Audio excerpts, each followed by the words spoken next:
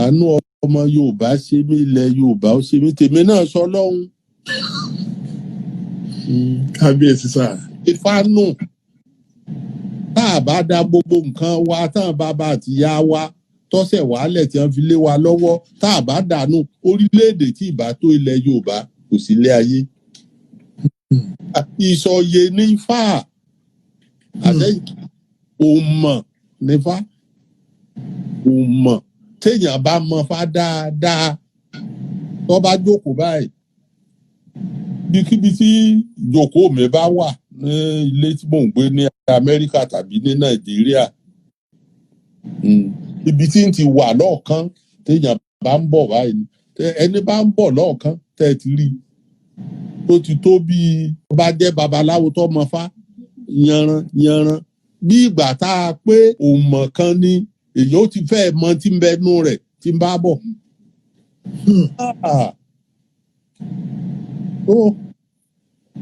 Ìmí ọ̀sọ̀ kankan ló ń bẹ́ o ìfáhùn gbogbo bàbá mi ẹ̀rìndínlógún làwọn ń dá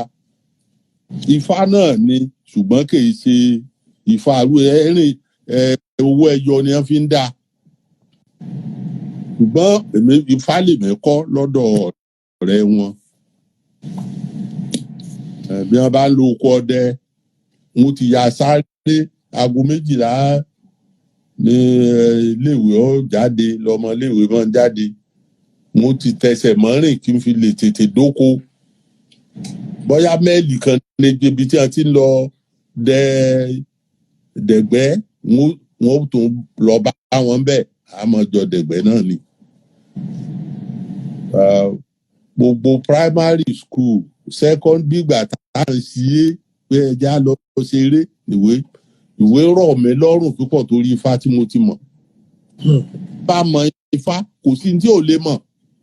kò sí mọ̀ tó tó lé ayé ọwọ́ ẹ wò ó mo fẹ́ sọ kíní kan fún ilá lónìí ẹ má yẹn ẹnìkan sọjú pọ̀ta yín ni o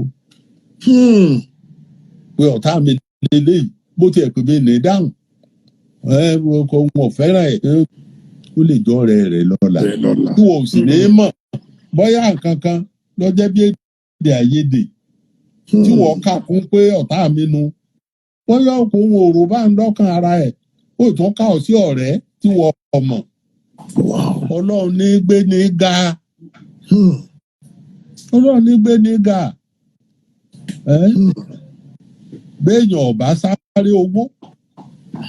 tí ọ̀sáré owó ipò bọ́ bá wọ Ọlọ́run àfihàn olú ẹ̀sùn lórí